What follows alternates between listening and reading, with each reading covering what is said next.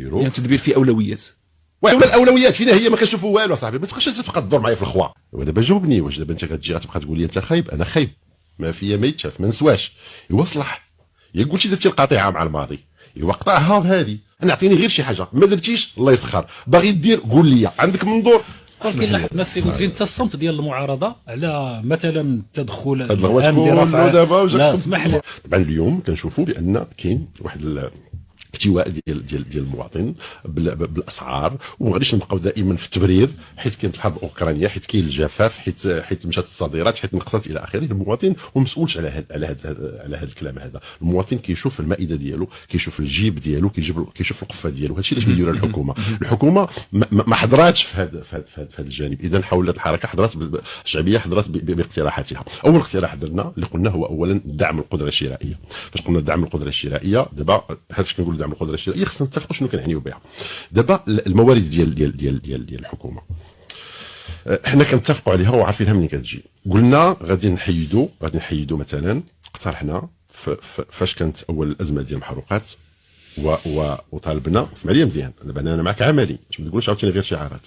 طالبنا باسوه بواحد المجموعه ديال الاجراءات اللي قامت بها دول اخرى. حنا راه ماشي كنعاودوا كنخلقوا العجله، راه دول حدانا قامت باجراءات. شنو دارت؟ انها اول خفضت الرسوم ديال الاستهلاك، ديال الضريبه على الدخل، وايضا كان واحد الاجراء اخر اللي هو اجراء تضامني واللي كان في فرنسا وكان واحد المجموعه ديال الدول. علاش حنا ما قدرناش نديروه؟ واش حنا غاب عندنا التضامن وحنا كنحملوه كشعار كل خطره في هذه البلاد؟ واش غابت الجرأه السياسيه باش نقصوا يعني من هذوك الرسوم؟ شنو كنقولوا اليوم؟ كنقولوا هذوك الرسوم ما نقدروش نقصوا منهم لان غادي نديوهم للصحه والتعليم. واش بان لك شي تعليم ولا شي صحه اليوم؟ بان لكم شي صحه وشي تعليم؟ ثم نمشي معاك انا. لا الرئيس تاعك نتا حياد الصحه والتعليم. ثم لا ما غاديش نبقاو، خليني نكمل باش نمشيو لحاجه لحاجه. اليوم كتقول لي انا غادي نصلح، غادي ما نقدرش نقيس هنا حيت غادي نصلح هنا، وراك ما صلحتي لا هذا لا الاخر. الا شتي الصحه انت كتشوف المشاكل اللي عندنا اليوم. اي مواطن كيمشي غير للسبيطار كتشوف المعاناه ديالو. مشيتي للمدرسه انت شتي اشكالات دابا بلا مدرسه. انت كتشوف دابا الاساتذه كاين دايرين راه كاين احتقان مع الاساتذه. قبل منهم كان الاساتذه التعليم العالي. المساله ديال النظام الاساسي الموحد طحنا في واحد الاضحوكه. قلنا غادي نجمعوا هاد الناس هادو وعطيناهم وعود وفعلا تاقوا بديك الوعود. اليوم ما عطيناهم والو. اذا قول لي كيفاش غادي نصلح دابا اليوم؟ انا ما صلحت لا تعليم لا صحه لا قدرت نحمي القدره الشرائيه ديال المواطن. انا السيد رئيس الحكومه قلنا لي حنا بلاصتك هنا فين كنهضر على الجرأه ديال السياسي. شوف اليوم خصنا نفكروا باولويات مزيان. انا الصحه والتعليم مزيان نصلحهم ومزيان يكونوا في المنظور ديالي، ولكن المغاربه راه عاشوا 60 عام هذه في هذا الوضع. ولكن اليوم كاين وضع مزري اللي كيقيس بالقدره الشرائيه ديالهم. الخطير اليوم، الخطير في الامر، والاخوان انتبهوا معايا، راه فاش كنهضروا على القدره الشرائيه راه حنا كنهضروا على طبقه متوسطه اليوم اللي ولات وصلت الهشاشه. الا زدنا هذه الطبقه المتوسطه اللي هي عماد ديال المجتمع، زدنا هذه الطبقه المتوسطه وصلت الهشاشه، زدنا عليها الطبقات الهشه والفقيره اللي كاينه، فين غادي نوصلوا في هذه البلاد؟ لذلك حنا اقترحنا بان لابد ما تكون الدعم مباشر ولو مؤقتا باش على الاقل نقدروا نحميو واحد الطبقات انها ما تنهارش وتنزل الاسفل. لا حياه لمن تنادي. ما كانوش كيسمعوا لنا. الغريب في الامر، وهذا هو الاقتراح اللي بلاتي، الغريب في الامر ان فاش طلعت الخضره، فاش بغاو يجيبوا اللحم وقع المشكل ديال الازمه ديال اللحوم، رجعوا للاقتراح اللي درناهم ديال الرسوم على المحروقات، داروا على اللحوم. ودابا دخلنا عليك بالله، غير انا ما خطرت ما كنفهمش. ولا فهمتي انتم شي حاجه اسمح لي غادي نقاطعك، فهموني معاكم. غادي نقاطعك الا سمحتي لي سي جمال. تفضل صاحبي تفضل. ذكر المحروقات، ان الناطق الرسمي باسم الحكومه قال بانه كتحملوا واحد الجزء ديال المسؤوليه بحكم انكم كنتوا اعضاء في الحكومه السابقه. تحرير المحروقات وخليتوا المواطن ان الشركات ديال المحروقات يفترسوا المواطن. انا كنتفق معاه زعما هذا كلام، زعما كنظن بانه كلام معقول. غير فاش كيقول خليتو، بغيت نعرفوا شو ما كان معنا ولا ما كانش معنا، وشكون اللي كان ديك الساعه على وزاره الماليه اللي كان ياخذ القرار. وزاره الماليه شكون اللي فيها ديك الساعه؟ لا غير باش نتفاهموا، غير باش ما نبقاوش في المزيلات الخاويه. مزيان. دابا حنايا زيد درنا واحد الخطا ياك، التحرير كان خطا، وخلي عندي راي. داك التحرير لو ما دارش ربما كان غادي يجينا بالبلاد واحد الكارثه، وانا غادي نجي لهذا الموضوع هذا. واخا سي داك التحرير خايب، دابا غادي نمشيو معاهم غير بالمنطق ديالهم اللي ما عمرنا كنستوعبوا ولا كنفهموا.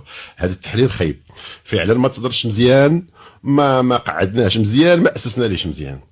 واخا جيتي قلتي هذا التحرير خايب ياك، ما يمنع لي انني نسقف نعاود نحيد، ما يمنع. ودابا جاوبني، واش دابا انت كتجي غتبقى تقول لي انت خايب؟ انا خايب ما فيا ما يتشاف ما نسواش ايوا صلح. يا قلت درتي القطيعه مع الماضي ايوا قطعها بهذه.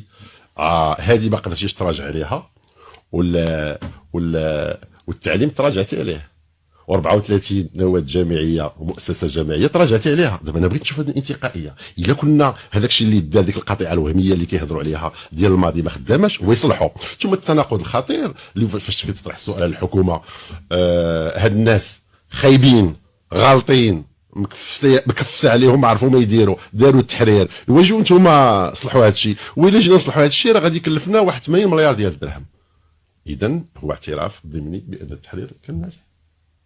هاد الطرح ديالهم ما عندناش مشكل، يجوا يجلسوا معنا ويقولوا لنا هذا الكلام اللي قلتي انت على لسانهم، الكلام اللي قلتي على لسانهم يجوا يقولوه لنا، يجلسوا معنا ويقولوا لنا اودي حنا ها ما كاين ها الرؤيه ديالنا شنو بغينا نديروا. يعني التدبير فيه اولويات، ويعطيونا الاولويات فينا هي ما كنشوفوا والو صاحبي. ما تبقاش تبقى تدور معايا في الخوا. التدبير فيه اولويات، اعطيونا هذه الاولويات. وانا كنقول لك واحد الكلام، كنقول لك واحد الكلام وكتقول لي كاين مشكل، كنقول لك كاين اولويات، تقول لي التدبير فيه اولويات. يجلسوا معنا يعطيونا الاولويات في التدبير ديالهم، ما كاينش.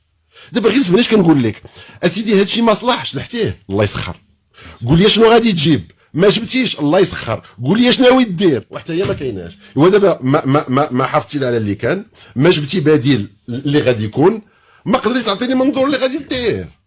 واسمحوا لي يا عباد الله، ودابا تقول لي عاوتاني واش كتقلق. وهذا الشيء راه ماشي كتختار تقطع حوايج كاين شيء، لان المنطق ما يغيب، المنطق يغيب لا يستقيم، ما كيقبلوش العقل. انا اعطيني غير شي حاجه ما درتيش الله يسخر، باغي دير قول لي عندك منظور. كاين واحد الناس يقول زين انت الصمت ديال المعارضه على مثلا التدخل الان لرفع دابا وجاك اسمح لي. دابا الاشكال اللي غتقول لي ماشي المعارضه ساكته، حنا ما ساكتينش، حنا كنغوتوا. ودايوغ انا كنهضر معاك بهذه الحرقه اللي كتشوف واللي انا عارفكم يمكن ما كتبينوش، ولكن راه كتقاسوا معايا نفس الحرقه. دابا انتم المواقع ديالكم كتخبيوها، معليش. لا ما كاينش كنخبيو، حنا خصنا نكونوا محايدين في البرنامج. ما نقدروش حنا نبينوا انني يجي واحد غبي يكون مثلا في صفيه ونكشفوه، او لا يكون واحد في المعارضه نكشف انني مع. حنا يجب ان نكون متجردين. وتفضل انت اللي اليوم ضيف ديالنا، عبر كما تريد. التجرد ديالك انا كنفهمه، ولكن لا يعفيك من انك حتى انت مكوي بالغلاء ديال اللي كاين اليوم، اللي كيعيش الباطل، لان حتى انت مواطن بحالنا. ما يمكنش تخرج على هذا المنطق هذا، راك واكل العصا. ولكن انت اليوم في الموقع ديالك باغي تجرد. مزيان انا كنحترم التجرد، ولكن راك بحال المواطنين، حيت انا في اخر مطاف راك كدافع عليك. طبعا كدافع عليك السماء. سي تفضل. على كل المساله ديال تساقط صندوق الكوارث. غادي نحط لكم جوج ديال الصور، تفضل. وغادي نخليكم تقارنوا بيناتهم. سبحان الله شاءت القدر تقريبا في نفس التوقيت فاش كانت الانتخابات،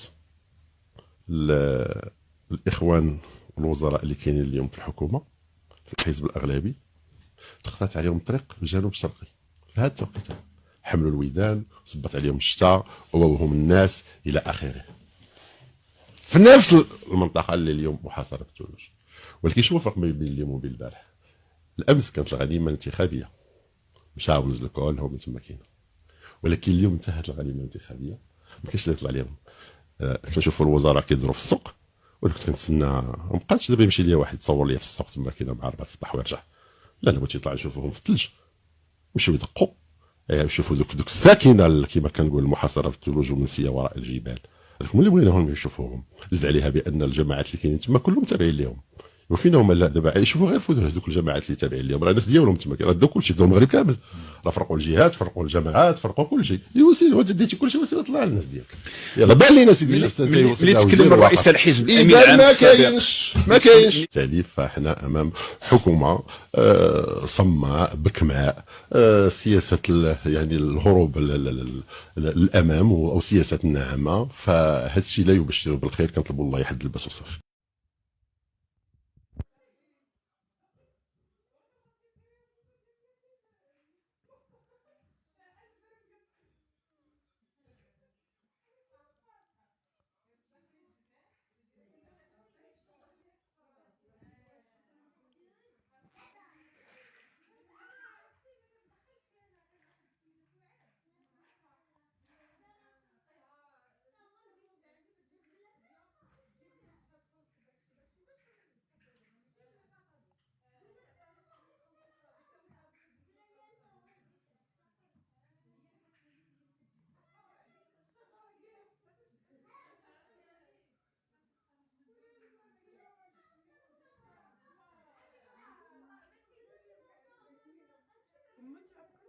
ما نزيدكش نقول.